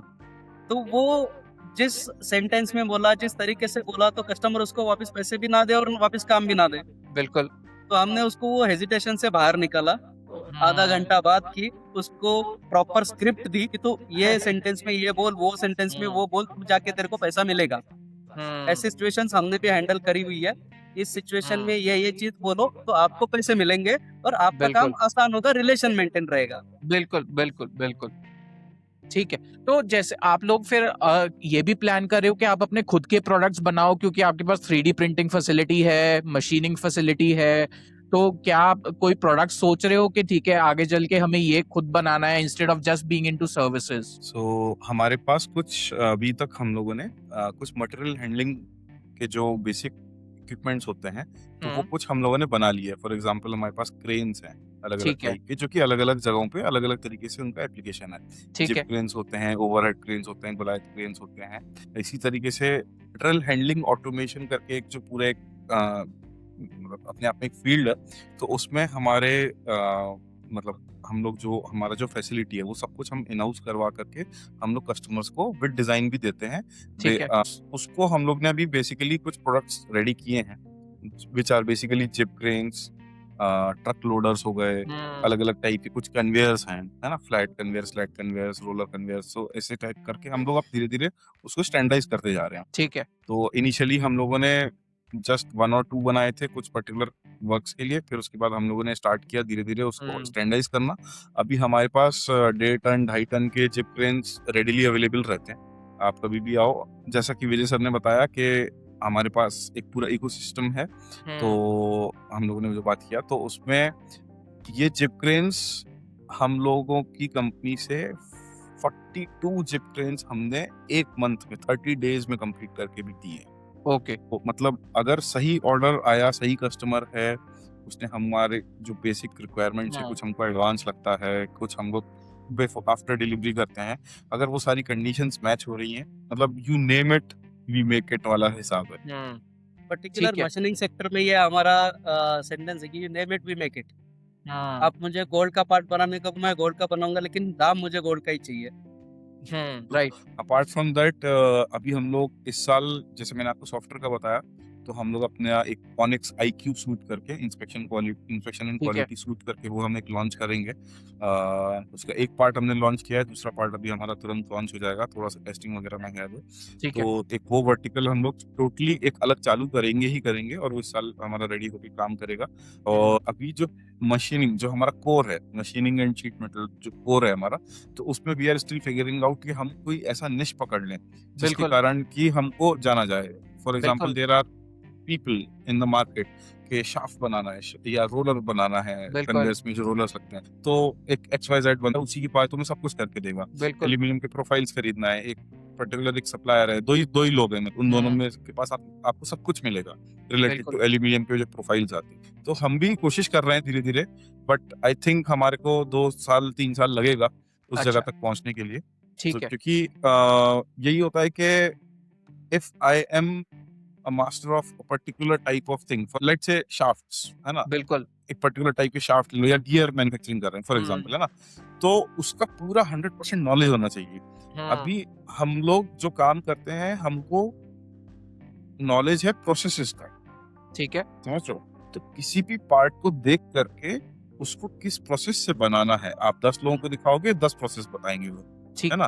तो हम लोग का जो प्रोसेस है वो based on the customers input कि मेरे को ये चीज चाहिए, इतने हाँ, रुपए में चाहिए और ऐसे ही चाहिए। ठीक है। बेस्ड ऑन दैट हम वो सब चीजें करके हम अभी उनको वो सिर्फ मटेरियल देते हैं। हम लोग अभी भी फिगर आउट कर रहे हैं कि मतलब कैसे हम एक पर्टिकुलर चीज के कुछ मास्टरी हम हासिल कर पाए और हम ओके, उसमें आगे बढ़े। तो उसका एक पार्ट है मटेरियल हैंडलिंग ऑटोमेशन के जो ठीक है। सिस्टम्स होते हैं, तो हमने एक उसमें जिप क्रेन पे हम लोगों ने एक थोड़ा सा काम किया है। अभी हम उसको एज अ प्रोडक्ट लॉन्च कर रहे हैं धीरे-धीरे। ठीक है। तो जैसे आपका वेदांत, आपका खुद का बैकग्राउंड है 3D प्रिंटिंग में, कि आप क्या आपने सोचा है कि 3D प्रिंटिंग के स्पेयर पार्ट्स को प्रोडक्टाइज किया जाए? क्योंकि ज्यादातर 3D प्रिंटर के स्पेयर पार्ट्स बाहर से इंपोर्ट होके आते हैं, जो कि बहुत ज्यादा कॉस्टली पड़ जाते हैं। अगर इंडिया में ही बने तो काफी लोगों को कॉस्ट सेविंग भी होगी और अवेलेबिलिटी भी ज्यादा इजीली हो जाएगी। इंडिया में 3D प्रिंटिंग आज की डेट में बहुत ज्यादा बढ़ गया है। अगर कोई अभी भी बाहर से मंगा रहा है तो मतलब मैं तो यही बोलूंगा कि बंद कर दो। There are an number of companies in India who can provide you anything you want in 3D printing as well. Okay, अच्छा, अब बात आती है स्केल की। ठीक है। जो इंडिया में 3D प्रिंटिंग कंपनीज हैं, they still have something in their mind, मतलब somewhere back in their mind, जो मुझे लगता है कि हम प्रोटोटाइपिंग में ही हैं। और हाँ, अगेन क्योंकि मेरे को मशीन मेरी कंटिन्यू चलनी चाहिए, है बिल्कुल। ना, तो अगर मेरे पास कुछ प्रोडक्शन का आ भी गया है तो मैं अगर उसका क्वालिटी सही से नहीं दूंगा, अच्छा जस्ट एक बात बताता हूँ, quality is a very big pain point in 3D printing का, कुछ बिल्कुल, पर्टिकुलर थिंग्स, है ना। राइट। तो अगर वो एक छोटा सा एक बैरियर है जिसको आपने पार किया ना, तो इंडिया में आपको सब कुछ मिलेगा, इंपोर्ट करने की कोई जरूरत नहीं है। सिर्फ ठीक है, मेटल 3D प्रिंटेड कुछ पर्टिकुलर पार्ट्स हैं जो कि हमको बाहर से मंगाने पड़ सकते हैं, दैट आर ठीक, वेरी निश प्रोडक्ट्स, जो कि सिर्फ आपके एरोस्पेस या मतलब बिल्कुल। कुछ बहुत हैवी इंजीनियरिंग में कहीं पे यूज हो रहे होंगे। But hmm, again there are companies in India, for example Wipro बहुत ज्यादा बड़ा काम कर रहा है उसमें। दिल्ली बेस्ड 2-3 ऑर्गेनाइजेशंस हैं, बेंगलोर बेस्ड ऑर्गेनाइजेशंस ठीक हैं, है, जो कि आपको मेडिकल ग्रेड इक्विपमेंट्स को 3D प्रिंट करके दे सकते हैं, इंडस्ट्रियल बेस्ड इक्विपमेंट्स को 3D प्रिंट करके दे सकते हैं मेटल में, मतलब whatever you want everything is available in India, है ना। राइट, अब मतलब आप कर सकते हो सब कुछ इंडिया में, मतलब मैं तो यही ठीक है, बोलूंगा। ठीक है। तो ऑनिक्स इंडस्ट्रीज को लेके आपका विजन क्या है? आपका एम्बिशन क्या है? आप क्या चाहते हो कि ठीक है 5 साल बाद, 10 साल बाद ऑनिक्स इंडस्ट्रीज ऐसा होना चाहिए? नहीं, ऑनिक्स इंडस्ट्रीज लिमिटेड नहीं है किसी चीज के लिए। 5 साल बाद अगर मैं खुद को देखूं तो मेरा खुद का 1 या 2 एकड़ में बड़ा प्लांट है जिसमें हाँ, सारी फैसिलिटीज इन हाउस है। ठीक है। कस्टमर आ गया तो 1 पॉइंट सॉल्यूशन जो बोलते हैं कि एक ही जगह मुझे सब मिल गया। जैसे आप लोग मॉल में जाते हैं, मेरे पास पाउडर कोटिंग का मॉल है, मेरे पास हार्ड क्रोम प्लेटिंग का मॉल है, मेरे पास मशीनिंग का मॉल है, मेरे पास CNC मशीन्स का मॉल है, मेरे पास प्रेस मशीन्स का मॉल है। जो इंडस्ट्री को लगता है 3D प्रिंटिंग का मॉल है, सबकी एक एक दुकान होगी मेरे पास। जिसको जो बनवा के लेना है मेरे से आके बनवा। हाँ, ये मेरा विजन है। वन कि मैं stop solution for all your one stop manufacturing solution for needs, all your needs। Right from prototyping to production. Okay, तो हमारा जो बेसिक विजन है, हम उसको थोड़ा सा और एलोबरेट करें अगर, तो हमारे पास हर टाइप की मशीन्स रहेंगे, let it be modern DMC CNC machines, right आपका लेजर मार्किंग हो गया, लेजर कटिंग हो गया, फिर उसके बाद वेल्डिंग के जितने भी टाइप की मशीन्स हैं, अभी जैसे हम लोग धीरे धीरे ऐड करते जा रहे हैं। अभी हम लोग बहुत रिसेंटली अभी हम लोग एक राउटर कटिंग मशीन लेने वाले हैं, बिकॉज हमारे एक कस्टमर है, उनसे हमारा सारा बातचीत हो चुका है। उन्होंने बोला आप इसमें इन्वेस्ट करो, हम आपको मतलब इसी साल में आरओआई करवा देंगे। मतलब ठीक है जो लोग 3 साल में आरओआई सोचते हैं, हमारा हाँ। कस्टमर हमको बोल रहा है कि हम इसी साल आरओआई करा देंगे। Right, तो right. टेंशन क्या ले रहे हो? तो मतलब इस तरीके से हम लोग अभी उसको एक्सपेंड कर रहे हैं। We will invest Right. Heavily on the machine side. Plus what I want to say is, because मेरा थोड़ा सा इंडस्ट्री 4.0 वाला बैकग्राउंड रहा है, तो देखो अभी एआई बहुत मतलब ऊपर बढ़कर आया है ना, but AI won't replace a machinist, जो राइट बंदा वहां पे मशीन पे काम करता रहेगा। बिल्कुल क्योंकि कुछ चीजें एक्सपीरियंस है वहां पे, जब वो बिल्कुल। पार्ट बन रहा होता है उसको देख के ही आप एनालाइज करके तुरंत बता सकते हो, जो बिल्कुल कि एक्चुअली ह्यूमन नेचर है। AI won't be able to replace the actual manufacturing companies, but companies using AI will replace the companies who are not. बिल्कुल ओके, सो उससे हमको क्या फायदा होगा? We will be able to give faster quotations, हमारा process का planning fast होगा, हमारा प्रोडक्टिव मेंटेनेंस अच्छा होगा, हम क्वालिटी का जो इंस्पेक्शन करना है उसका जो पूरा प्रोसेस है, हम ऑलरेडी अपना सॉफ्टवेयर बना चुके हैं, हम उसको कैसे और इम्प्रूव करेंगे, स्केल करेंगे, एक्सपांड करेंगे, उसमें हम क्या क्या चीजें इंक्लूड करेंगे, अलग अलग मॉड्यूल्स हम उसमें जोड़ने वाले हैं सारा। बिल्कुल ठीक है, फिर इन्वेंट्री को ऑप्टिमाइज कैसे करना है, उसके लिए क्या क्या हमको प्रोसेसेस लगते हैं स्टोर्स में। अगेन मतलब all these things can be done very easily through software. मेरा जो लास्ट कंपनी था उसमें हम लोगों ने IoT बेस्ड ऑटोमेशन सॉफ्टवेयर बनाए हैं बहुत सारे। मैंने खुद एज अ मतलब प्रोडक्ट डेवलपमेंट मैनेजर तो नहीं बोलूंगा, बट मेरा काम धीरे धीरे वही होता चला गया था, है ना।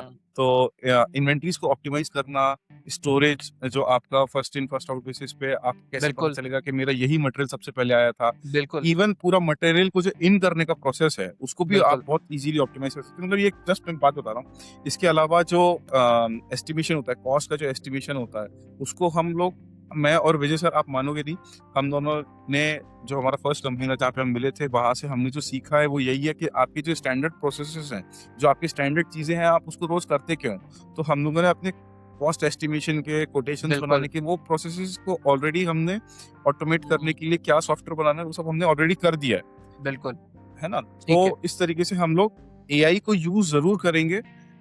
अगर सब चीजें एज पर प्लान रही तो हमारी एक बहुत अच्छी स्मार्ट फैक्ट्री बनेगी, जिसमें कि आपका overall equipment efficiency, traceability, tool life का मॉनिटरिंग हो गया, मटेरियल का ट्रैकिंग हो गया, पूरा factory will be should be driven through, मतलब एक डेटा ड्रिवन बिल्कुल जो एक बिल्कुल पूरा कंप्लीट होता है ना। उसके लिए क्या सॉफ्टवेयर लगेंगे? फॉर एग्जांपल ऑटोकैड जो मतलब जो कंपनी है वो उसके काफी सारे सॉफ्टवेयर्स हैं, फ्यूजन 360 सॉफ्टवेयर है, तो बिल्कुल। उसको यूज करके आप अपना पूरा फैक्ट्री मतलब आप बहुत इजीली आप उसको ऑप्टिमाइज कर सकते हो और सब चीजें आप अपने एक स्क्रीन पे बैठ करके भी देख सकते हो। बिल्कुल इस तरीके से हम बेटर ऑर्डर्स, बेटर कस्टमर्स जो कि इन चीजों को अप्रिशिएट करते हैं, हम कोशिश करेंगे कि हम उनके लिए हम एज अ राइट सप्लायर बने और हम उनके लिए प्रोडक्ट्स बनाना चालू करें। राइट। तो आपने जैसे एक एग्जांपल शुरू में दी थी महिंद्रा की कि आपके वो मतलब वो खुद आउटसोर्स कर रहे हैं आपको एक पर्टिकुलर प्रोडक्ट के लिए या चीजों के लिए। तो जो ऐसी एमएनसीज हैं या बड़ी कंपनीज हैं उनको आउटसोर्सिंग की जरूरत क्यों पड़ती है? वो मतलब इतनी बड़ी हैं तो मतलब ऊपर से तो यही लगता है कि ठीक है उनके पास खुद की फैसिलिटी सारी होगी, वो अपना खुद ही सारा बनाएंगे। तो क्या ऐसी कंपनीज क्यों जरूरत पड़ती है आउटसोर्स करने की? ऐसा है सर कि जैसे मैंने आपको बोला था कि टाटा की कार जब लॉन्च होती है, जो भी व्हीकल ऑन रोड आती है या महिंद्रा की आती है, तो टाटा सब कुछ नहीं बनाता। ठीक है उन्होंने सीट असेंबली का कॉन्ट्रैक्ट दिया हुआ है किसी और को, तो लोगो टाटा का है लेकिन असेंबली किसी और के पास हो रही है। ऐसी काफी सारी चीजें हैं जो टाटा सिर्फ असेंबल कर रहा है लेकिन Right. बनवा के कहीं और से ले रहा है। महिंद्रा भी सेम चीज पे है। जितनी ऑटोमोटिव कंपनीज है, बजाज हो गया, टाटा हो गया, टीवीएस हो गया, जो 2 व्हीलर 4 व्हीलर जो भी बड़े प्रोडक्शन लेवल पे या बड़ी चीजों पे जा रहे हैं, तो Right. वो 100% सब फैसिलिटी इन हाउस नहीं रखते, कुछ की पॉइंट्स इन हाउस रखते हैं। जैसे पेंटिंग फैसिलिटी हो गई, उनका Right. पर्टिकुलर पेंट है, उनका पर्टिकुलर को स्टैंडर्ड है, उसके नीचे वो नहीं आना चाहते। तो Right. अगर वो उन्होंने आउटसोर्स कर लिया तो क्वालिटी में डिफरेंस हो जाएगा। फिर वो जो उन्होंने प्राइस आउट की है वो प्राइस पे वो बिका नहीं जाएगा। सो दैट इज बिल्कुल। व्हाई फिनिश वाला जो भी पार्ट है तो फिनिश वाला पार्ट वो लोग इन हाउस रखते हैं, लेकिन जो प्रोडक्शनाइज वाले पार्ट है जो स्टैंडर्ड है मार्केट में भी, ये तो कोई भी बना सकता है। तो ठीक अगर है। कोई भी बना सकता है तो उसके लिए मैं इन हाउस अपना एरिया में अपना मैन पावर सारी चीजें मैं वेस्ट क्यों करूँ? उन्हीं लोगों ठीक को मैं किसी और जगह पे इन्वेस्ट करता हूँ और प्रोडक्शन ठीक है। निकालने के लिए। ये थॉट है उसके पीछे। ठीक है। तो किस तरीके के क्लाइंट्स के साथ आप डील करते हो और किस तरीके के प्रोडक्ट्स के साथ आप डील करते हो? कौन से प्रोडक्ट्स बनाते हो, किस तरीके के? सो हमारे जो मेनली क्लाइंट्स होते हैं वो कोई भी, अब जैसे महिंद्रा एंड महिंद्रा ही है तो महिंद्रा एंड महिंद्रा को हम उसकी प्रोडक्शन लाइन का कोई भी आइटम डिलीवर नहीं कर रहे हैं। हम अच्छा, लोग उनकी R&D टीम को, उनका जो डिजाइन स्टूडियो है, अच्छा, हम उसको सप्लाई कर रहे हैं, है ना? अच्छा, तो every time they have a new car in place, मतलब उनको कुछ उसका बनाना है नया कुछ भी, तो उसके हम कंपोनेंट्स उसको सप्लाई करते हैं। उसका जो फर्स्ट प्रोटोटाइप बनता है, उसके जो स्ट्रक्चर के पार्ट्स होते हैं राइट, वो हम उनको सप्लाई करते हैं। उन कई सारे ऐसे चीजें हैं बेसिक स्ट्रक्चर बनाने के, या कुछ उनके पर्टिकुलर कुछ कंपोनेंट्स हैं जो कि उनको हर बार बाहर से इंपोर्ट करना पड़ता है, तो बिल्कुल, उसको रिवर्स इंजीनियरिंग करवा करके वो लोग हमको ठीक है, डिजाइन भेज देते हैं, और वो सारी चीजें हम उनको better quality, better rate, better timeline, सब कुछ वो चीजें हम उनको सप्लाई करते हैं, ठीक है है, ना? I can not speak the names out, but बिल्कुल, बिल्कुल, जो ऑटोमेशन कंपनीज हैं, there are huge automation companies in Poona. Poona is known for it. बहुत सारे पैकेजिंग मशीन्स ये बनते बिल्कुल, हैं, है ना? इंडस्ट्रीज बहुत बड़ी इंडस्ट्री है। तो what they do, again they will focus on their core capability, और जो स्टैंडर्डाइज काम है वो सारा वो आउटसोर्स करते हैं। ठीक वो है, जो पार्ट्स आउटसोर्स करते हैं तो उसमें पर्टिकुलर, अब जैसे मैंने बोला कि शाफ्ट्स, दो चार लोग हैं जो शाफ्ट्स में बहुत हेवी एक्सपर्ट हैं, तो उनका कॉस्ट भी उसी तरीके से काफी कम आता है, समझ ठीक रहे है, हो? मैं कल को शाफ्ट बनाना चालू करूंगा तो मेरे को उसको पूरा कोर कॉम्पिटेंसी लेकर आना पड़ेगा इन हाउस। अब या तो मैं बिल्कुल, खुद सीखूं या मैं एक बंदा लेकर आऊं, बट कॉस्ट तो बिल्कुल, है ही, राइट? उस मशीनरी पूरी इन्वेस्ट करूं, कॉस्ट तो है ही। उससे अच्छा मैं राइट, भी उसी के पास जाकर के सारा काम दे देता हूँ उसको, है ना? तो वो मेरे को काम करके बढ़िया मेरे को मेरे कॉस्ट में बिठा करके दे रहा है, तो फिर मेरे को क्या प्रॉब्लम है ना? ठीक है, तो ये एक कॉस्ट हो गई। क्वालिटी भी सिमिलरली, है ना? अब आते हैं प्रोडक्ट्स पे। इसके अलावा जो हम प्रोडक्ट्स बनाते हैं, तो हम लोग एज पर ड्राइंग आपको कुछ भी बना सकते हैं। ओके, जैसा हमने बताया कि हमारे जो प्रोडक्ट्स हैं, तो मटेरियल हैंडलिंग ऑटोमेशन सिस्टम्स के हम लोग के फिक्स प्रोडक्ट्स हैं। तो वो हम आपके जो कन्वेयर्स होते हैं पर्टिकुलर बिल्कुल, टाइप के, तो आपको हमको सिर्फ उसके स्पेसिफिकेशन लेना है कि इतना लोड, इतना फीड, इतना स्पीड, इतना वेट, बस बात खत्म। मैं राइट, आपको इतना लेंथ, है ना, और ये उसका लेआउट रहेगा प्लांट का, बस बाकी मैं सब आपके लिए करके दे सकता हूँ। तो इस तरीके से हम लोग आपको करके देते हैं। डिजाइन का भी काम हम लोग कर सकते हैं, बट यही होता है कि अगेन मेरा कोर कॉम्पिटेंसी क्या है, टू मैन्युफैक्चर। तो बिल्कुल, that's why we ask for the designs from the customer, ठीक बट है, आता है तो हम वो भी करके देते हैं। ठीक है। और आपको जैसे फैक्ट्री ऑपरेशंस में how easy it is for you कि आपको स्किल्ड वर्कफोर्स मिल जाए, और अगर रिप्लेसमेंट करना हो तो क्या आपको इजीली मिल जाती है रिप्लेसमेंट, या ये लाइक, और लार्जली पुणे में कैसा इकोसिस्टम है इसके अराउंड, और अगर उसको इंडिया में भी अगर आप बात करना चाहो इन जनरल, तो क्या दिक्कतें, चैलेंजेस फेस होते हैं? बिफोर कोविड ये सब चीजें काफी आसान थी, अच्छा, और पोस्ट कोविड ये सब चीजें अभी थोड़ी सी मुश्किल हो गई हैं, बिकॉज जो मास मूवमेंट हुआ था उस समय बिल्कुल, लेबर्स का, उसके बाद उन लोगों को भी कुछ चीजें बेचारों को समझ में आई कि भाई हम लोग काफी, मतलब जो एक लिविंग कंडीशंस हैं कह लो, या बिल्कुल, जो भी अलग अलग टाइप की चीजें हैं, तो बेस्ड ऑन दैट अभी आज की डेट में लेबर थोड़ा सा महंगा हुआ है।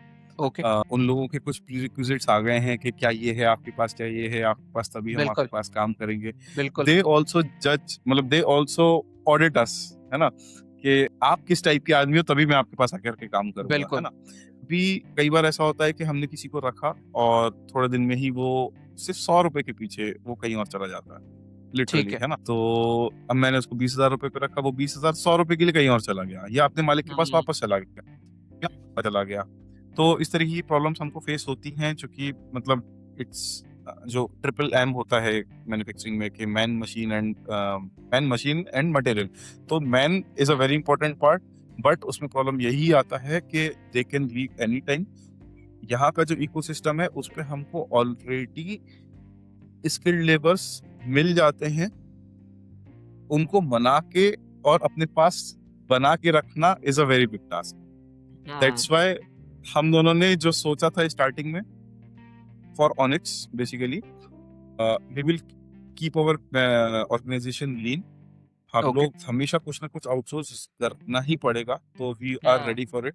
उस तरीके से हमने रेट कॉन्ट्रैक्ट्स और सब चीजें अपने बना रखा है, और ये मतलब जो मैन वाला एक जो प्रॉब्लम है उसको रिजॉल्व करने के लिए हम दोनों का इंटरनली, मतलब हम दोनों जब कंपनी स्टार्ट किए थे तब से हमारे पास हम एक मोटो लेकर के चलते हैं कि यार जब भी किसी बंदे को हमको ज्वाइन कराना होता है, भाई तुम आओगे तो इसी माइंडसेट से आना कि आपको रुकना है, नहीं तो आप बिल्कुल। नहीं आओ, मैं और 2 महीना झेल लूंगा ये प्रॉब्लम, लेकिन आप मत आओ तो चलेगा। हम उनकी सैलरीज हम उनको मैच करके देते हैं, हम उनको जो भी छोटे मोटे बीच में प्रॉब्लम्स आते हैं वो मैच करके देते हैं, हम उनकी सारी बात सुनने को तैयार हैं। लेकिन भाई मैंने अगर आपको ट्रेनिंग दी है, आपको सब कुछ सिखाया है, तो यू हैव टू बिल्कुल। स्टे। बिल्कुल। तो this is what we do.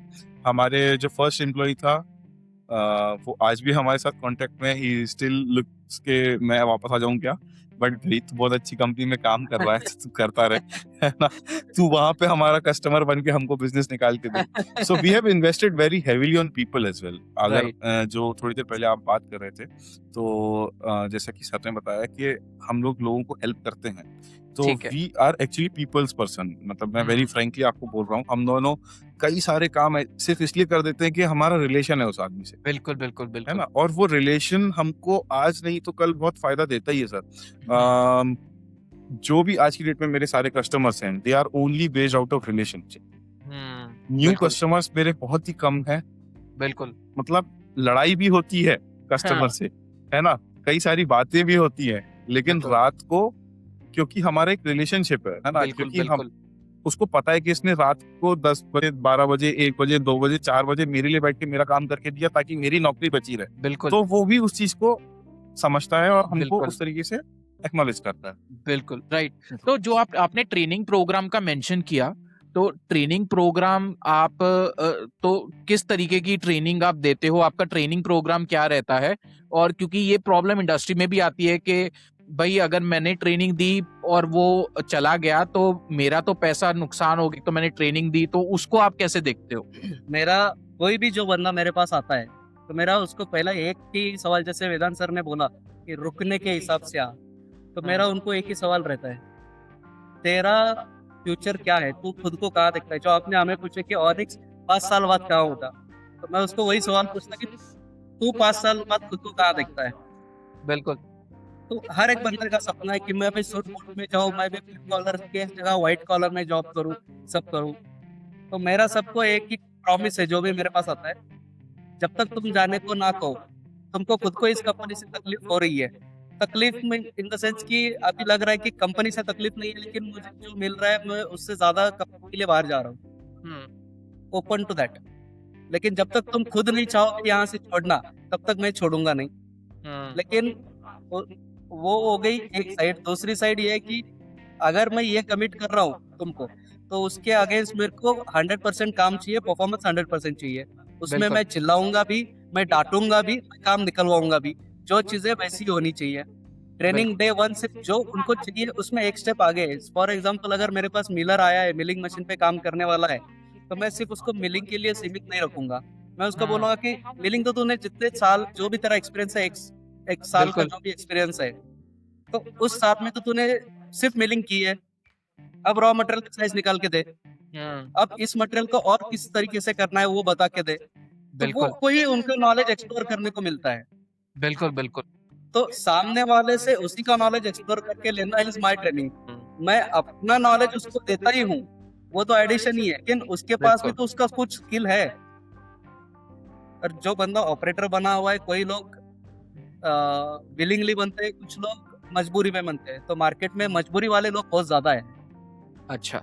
जिनके अंदर स्किल है, लेकिन उनको जस्ट बिकॉज कि जो एजुकेशन का गेट पास चाहिए होता है कि मेरे बिल्कुल। पास वो पेपर है कि मैं 10th पास हूँ, 12th पास हूँ, इंजीनियर हूँ, ये हूँ, वो हूँ। वो गेट पास जिनके पास नहीं है, लोग मजबूरी में छोटे लेवल का काम करते हैं, लेकिन स्किल बहुत है। ठीक है। तो ऐसे लोगों को अपग्रेड करने के लिए वो सारी चीजें मैं इम्प्लीमेंट करने की कोशिश करता ठीक है। ठीक है। All right, so thank you so much Vedant, thank you Vijay. बहुत कुछ मैंने खुद भी सीखा आपसे बात करके, एंड मुझे लाइक आई एम श्योर कि लोगों को बहुत ज्यादा पसंद आएगी ये conversation. So thank you for taking the time and thank you for joining. हूँ। Thank you, thanks a lot. धन्यवाद।